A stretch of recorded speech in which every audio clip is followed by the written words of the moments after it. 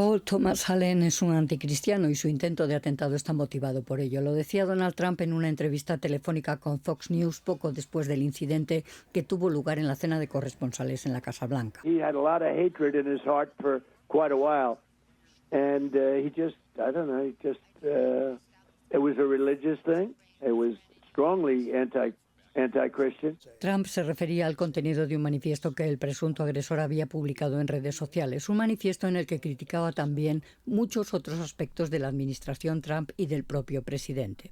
El domingo, Trump contestaba a las preguntas del prestigioso programa 60 Minutes de la cadena CBS, una entrevista no exenta de tensión en la que el presidente le decía a la periodista: «Eres una vergüenza».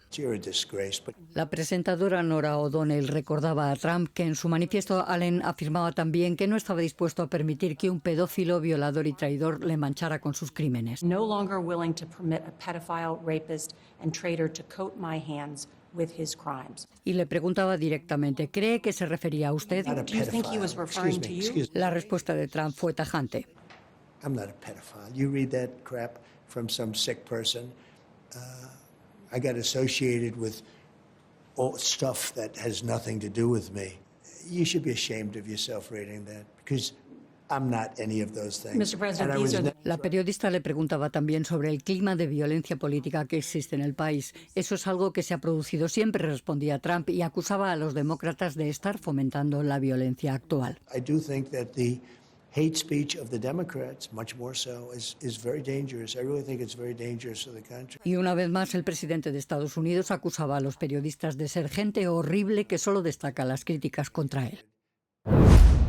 El dispositivo de seguridad en el Hotel Hilton de Washington contaba con 3 niveles: policía local en el exterior, agentes federales en el interior y el servicio secreto en el anillo más próximo al presidente.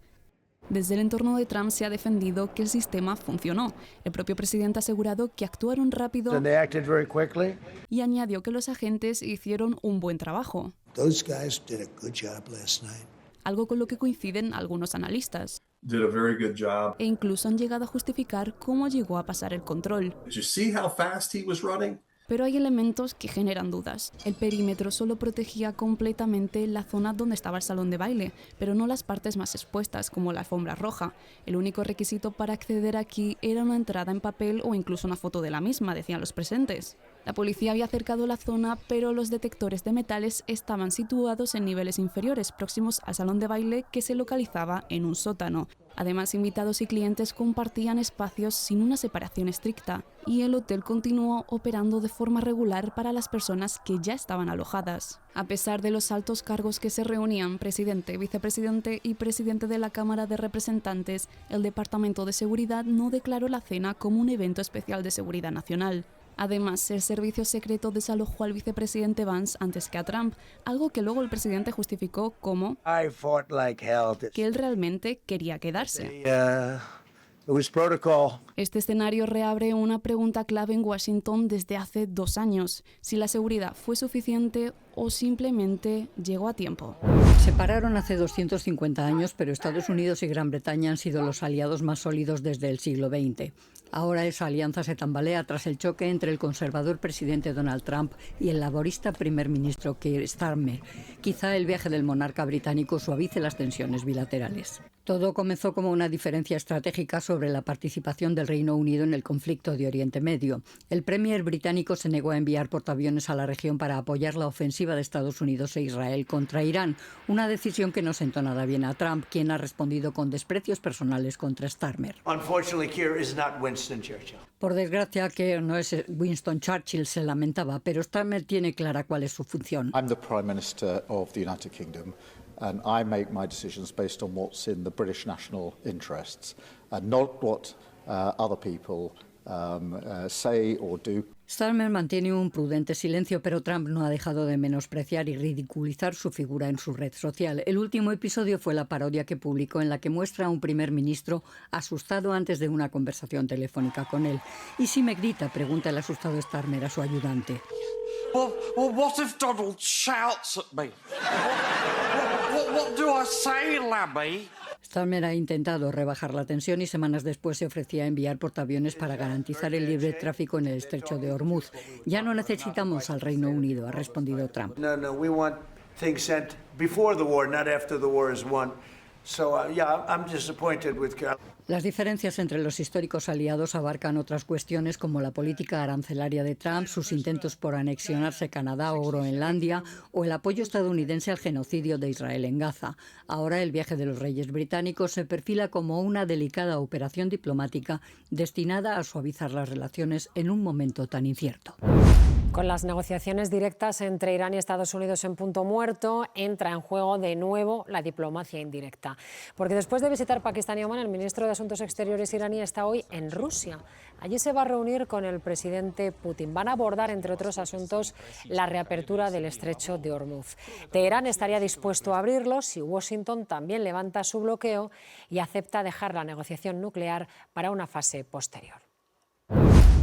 El expresidente Pujol abandonaba la Audiencia Nacional 2 horas después de entrar, al conocer que no sería juzgado.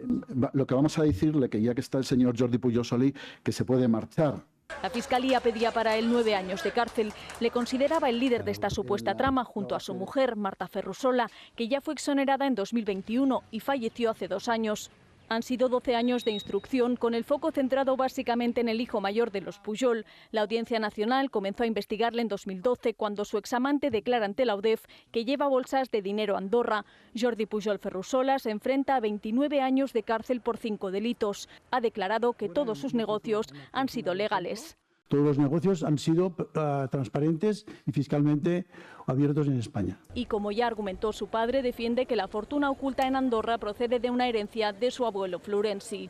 Era un hombre que venía de la República, era un hombre que venía de saber lo que es una guerra, y estuviéramos tranquilos que él nos estaba protegiendo. La Fiscalía mantiene que el dinero de la familia, que se multiplicó con los años, procede de comisiones ilegales por adjudicaciones públicas, una fortuna que creen habrían amasado durante los 23 años en los que Pujol presidió la Generalitat y más allá. La Fiscalía sospecha que todos los hermanos habrían colaborado también en el blanqueo de dinero. El socio minoritario no desfallece. Lo vamos a pelear hasta el último segundo, por tierra, mar y aire. Con tal de conseguir que Junts apoye la prórroga de los alquileres, Sumar pide al PSOE que les ofrezca bonificaciones fiscales a propietarios, como exigen los de Puigdemont. Dependemos de que haya la voluntad política por parte de todos los actores, del Partido Socialista y de Junts, para alcanzar un acuerdo. Yo creo que es perfectamente viable y posible y que merece la pena. Pero Junts ya ha enfriado sus expectativas. Fuentes del partido celebran que Bustinduy acepte los incentivos fiscales que ellos proponen, pero dejan claro que no están negociando y que, como llevan días repitiendo, ni siquiera hay agua en la piscina. No va a tener nuestro voto. La prórroga de los alquileres es lo que desató la tensión en el Consejo de Ministros. Los de Sumar se negaron a entrar si no se aprobaba el decreto. Mañana será el titular de Consumo el que lo defienda y no la ministra de Vivienda. Rodríguez asegura que, pese a sus diferencias, están poniendo de su parte. Y le hemos apoyado para intentarlo y ojalá, insisto, ojalá de que aquí a mañana hayamos conseguido esos votos. En la parte socialista del Gobierno miran al PP. ¿Cuál es la prioridad de la derecha? ¿Proteger fondos buitre? ¿Proteger grandes tenedores? Feijóo ya les ha dado portazo, también Vox, así que salvo sorpresa, mañana el Congreso lo tumbará. La exvicepresidenta del Gobierno, Soraya Sáenz de Santamaría, ha seguido en el juicio de la Kitchen la línea del que fuera su jefe. Lo que haya dicho el señor Rajoy en esta sala, bien dicho está. Asegura que del presunto espionaje a Luis Bárcenas se enteró por la prensa años después. Yo no tengo ninguna constancia de esa operación durante mi época de gobierno. Dice que en Moncloa no quisieron contrastarlo, que ella no tenía información sobre la situación fiscal de Bárcenas y que el Gobierno no hizo un seguimiento de las cuentas del extesorero. Se desvincula también de la Gürtel. Yo nunca tuve ninguna estrategia de ningún tipo. Javier Arenas, exsecretario general del PP, ha negado haber visto actas del dinero negro del partido. Oí hablar de ese acta, pero jamás se me mostró. Tampoco supo, dice, que Bárcenas les grabó a él y a Rajoy hablando del tema. Con el extesorero ha explicado que tenía una buena relación, pero que se terminó por 2 motivos. Toda la polémica de los papeles Bárcenas en los medios de comunicación y, en segundo lugar, también en los medios de comunicación, las cantidades que el señor Bárcenas mantenía fuera de España. También ha declarado como perjudicado Willy Bárcenas, hijo del extesorero. Afirma que su madre y él fueron víctimas de seguimientos cuando su padre estaba en la cárcel. Había motoristas que nos seguían, que llevaban una cámara en el casco. En medio de todo pudo estar el chofer de la familia, Sergio Ríos, presunto cómplice de la policía y de la cúpula de Interior en la trama Kitchen. Sí que se pusieron unas cámaras que daban a la entrada del piso, y que a mí me suena que sí que las puso Sergio Ríos. El conductor le hacía preguntas, asegura, sobre la caja B y la documentación de su padre. Y de la época de Luis Bárcenas en prisión, comenta esto. Le hicieron la vida imposible en la cárcel. Y sugiere que fue por orden del gobierno de Rajoy.